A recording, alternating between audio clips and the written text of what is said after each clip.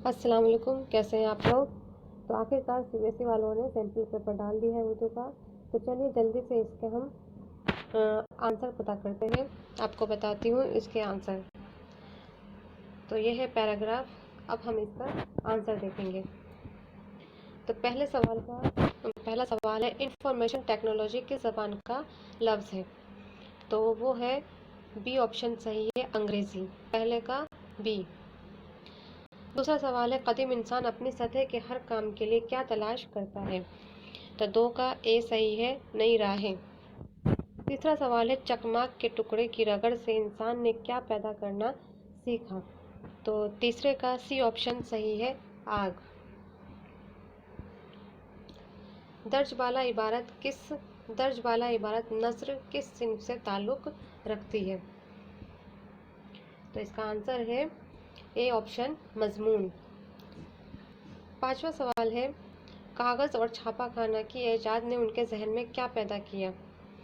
तो पांचवे का है नया इनकलाब। ये जो मैंने डी ऑप्शन लगाया है ये गलत है, नया इनकलाब सही है, नया इनकलाब। इसके बाद मंदरजा झेल गैर दरसी शेरी इक़्तिबास को गौर से पढ़ने और उससे मुतालिक सवालात के जवाब दीजिए। तो अब हम इस नज़्म के हम सवालात के जवाब देंगे। ये छठा सवाल है, परिंदे को क्या याद आता है। तो परिंदे को बी ऑप्शन, गुजरा हुआ ज़माना याद आता है। सातवां सवाल है, आई बाहर कलियां फूलों की। सी ऑप्शन, हंस रही है। आई बाहर कलियां फूलों की हंस रही हैं। तो सातवें का सी ऑप्शन सही है। आठवां सवाल है, परिंदे की रिहाई उसके बस में क्यों नहीं है। तो आठवें का बी सही है, क्योंकि वो कैद है। नवा सवाल है, मज़कूरा अशार किस सिन्फ से ताल्लुक़ रखती है। तो मज़कूरा अशार नज़्म से, बी ऑप्शन सही है, नज़्म से ताल्लुक़ रखती है। 10वें का ए ऑप्शन सही है, परिंदे के साथी कहाँ हैं। तो वो अपने वतन में है। 11वां है, बदनसीब के माने क्या है। तो बदनसीब का सी ऑप्शन सही है, जिसका नसीब ख़राब हो। कफ़स किसे कहते हैं। तो कफ़स कहते हैं, ए ऑप्शन सही है, 12 का कैद खाना। कफ़स यानी कैद खाना। उसके बाद आपका सेक्शन बी शुरू हो जाता है। सेक्शन बी का जो 13वां सवाल है वो है, वो फेल जो आने वाले ज़माने में किया जाएगा, मसलन ट्रेन आएगी, हम जाएंगे, उसका ज़माना बताइए। तो जहाँ भी गे आ जाएगा, जाएंगे, खाएंगे, आएगा, जाएगी, तो वो क्या होगा, वो फेल मुस्तकबिल होता है। तो सी ऑप्शन सही है, मुस्तकबिल यानी फ्यूचर। 14 सवाल है, वो आया, नजमा हंसेगी, बच्ची रोती है, इन जुमलों में कौन सा फेल इस्तेमाल हुआ है। तो 14 का ए ऑप्शन सही है, फेल लाजिम। 15 है, कलाम में ऐसे अल्फाज का लाना जो एक दूसरे की जिद पर हो, क्या कहलाते हैं। तो 15 का ए ऑप्शन सही है, सनत तजाद कहलाता है। उसके बाद 16वां सवाल है, चांद सा चेहरा सनत बताए। चांद सा जहाँ भी लग जाए तो समझ जाइए कि वो तशबीह की सनत है। तो 16 का सी ऑप्शन सही है। 17 है, राजेंद्र सिंह बेदी की विलादत कब हुई। मैंने आपको बताया था कि आप सब शायर के और सब मुसन्निफ़ के डेट ऑफ बर्थ और उसके वफ़ात की तारीख सब याद रखें, और उनकी क्या क्वालिटीज़ थी लिखने में, उनको किस नाम से पुकारा जाता था, ये सारी चीज़ें आपको याद करनी है। तो राजेंद्र सिंह बेदी की विलादत 17 का सी ऑप्शन सही है, 1915। 18वां है, राजेंद्र सिंह बेदी की विलादत कहाँ हुई। तो राजेंद्र सिंह बेदी की विलादत बी ऑप्शन सही है, लुधियाना में हुई थी। उसके बाद 19 है, मंगू कोचवान अंग्रेज़ों से क्यों नफरत करता था। तो मंगू कोचवान का सी ऑप्शन सही है, क्योंकि वो अंग्रेज़ों को पसंद नहीं करता था। 19 का सी। और आप देख रहे होंगे कि जितने भी मैंने एमसीक्यूज़ करवाए हैं उसमें से कई सवाल आए हैं इसमें, तो इसलिए जितने भी मैं वीडियोस डालती हूँ उसको आप ध्यान से देखा कीजिए, क्योंकि बहुत ही वो अहम होते हैं आपके लिए।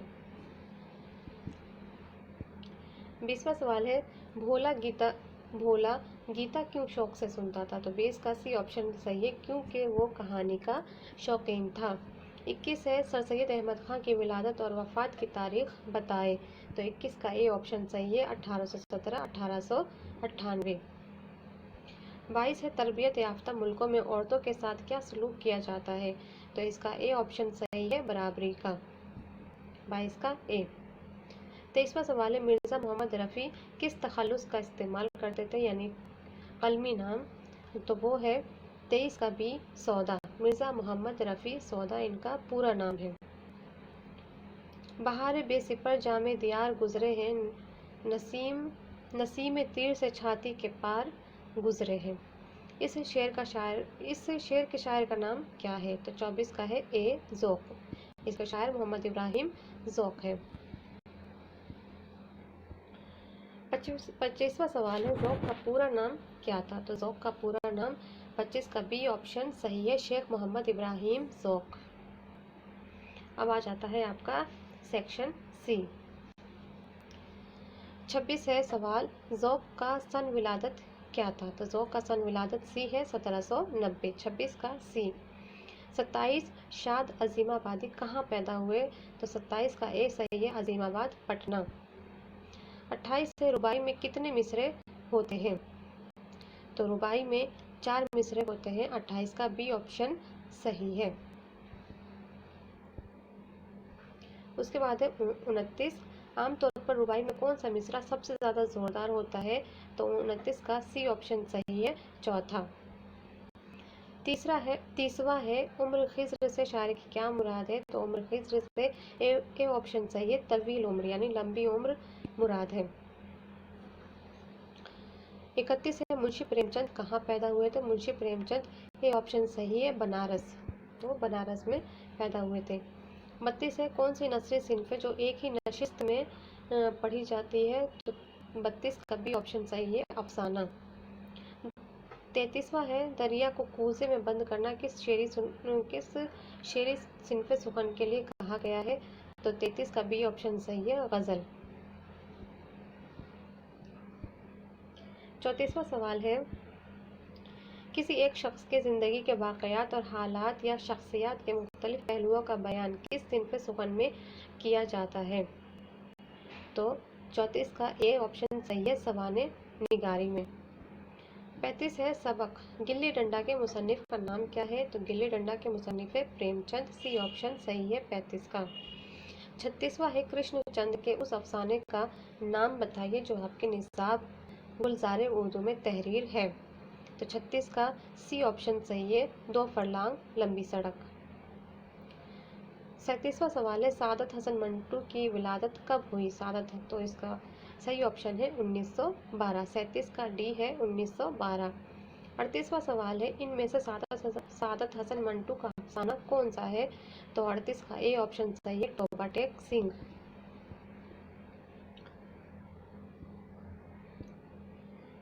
उसके बाद है 39वां मंटू किस सिन्फ में महारत रखते थे। तो मंटू उसका 39 का डी ऑप्शन सही है अफसाना। 40वां सवाल है सर सैयद किस तहरीक से वाबस्ता रहे। तो 40 का सी ऑप्शन सही है अलीगढ़ तहरीक। उसके बाद एक और नज़्म है यहाँ पे जो आपकी किताब में से है जलवे दरबारे दहली। अब इसके सवाल हम देखते हैं। मंदरजा वाला शेरी हिस्सा किस सिन्फ से है। तो 41 का ए ऑप्शन सही है नज़्म। 42 का है मंदरजा वाला शेरी हिस्से के शायर कौन है। तो 42 के डी ऑप्शन सही है अकबर इलाहाबादी। 43वां है मंदरजा वाला शेरी हिस्सा किस नज़्म से मुंतखब है। तो वो है 43 का बी ऑप्शन जलवाए दरबारे दहली। 44 है शायर ने इस नज़्म में किस शहर का जिक्र किया है। तो 44 का ए ऑप्शन सही है दहली का। 45 का पहले मिसरे में सौदा लफ्ज़ के क्या माने हैं। तो 45 का ए ऑप्शन सही है शौक।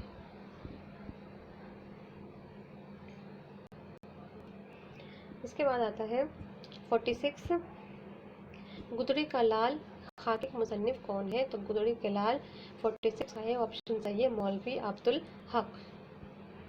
47 है ICS बनने के बाद वहीद में क्या तब्दीली आई थी। तो 47 का ए ऑप्शन सही है अपने वालिदैन और अजीज़ों से कतराने लगा था।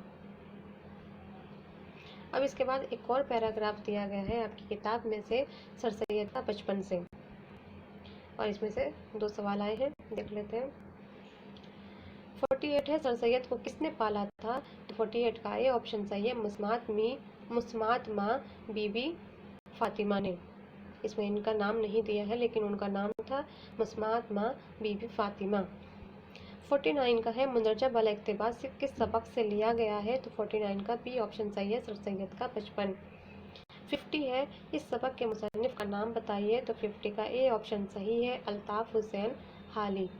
तो यहाँ पे हमारा ये सैम्पल पेपर सॉल्व हो गया। तो चलिए इसी तरह आगे की तैयारी हम करते रहेंगे। ये एक हमारे पास एक पैटर्न आ गया है कि इस तरीके के सवाल पूछे जाएंगे। और हाँ, अब आपको फर्स्ट टर्म के लिए चैप्टर्स के क्वेश्चन आंसर पे ध्यान बिल्कुल नहीं देना है, सिर्फ आपको ध्यान देना है स्टोरीज़ पे, उसके मुसन्निफ पे, उसके शायर पे, और नज़्म वगैरह, नज़्म और गज़ल को पढ़ लेना है, हमें सिर्फ एक एक बार पढ़ लेना है, क्योंकि उससे रिलेटेड भी सवाल आए हैं। और ग्रामर पे आपको ज़्यादा से ज़्यादा ध्यान देने की ज़रूरत है। तो इसी मैसेज के साथ ये वीडियो यहीं पे ख़त्म करते हैं। अपना ख्याल रखिए और खुश रहिए। अल्लाह हाफिज़।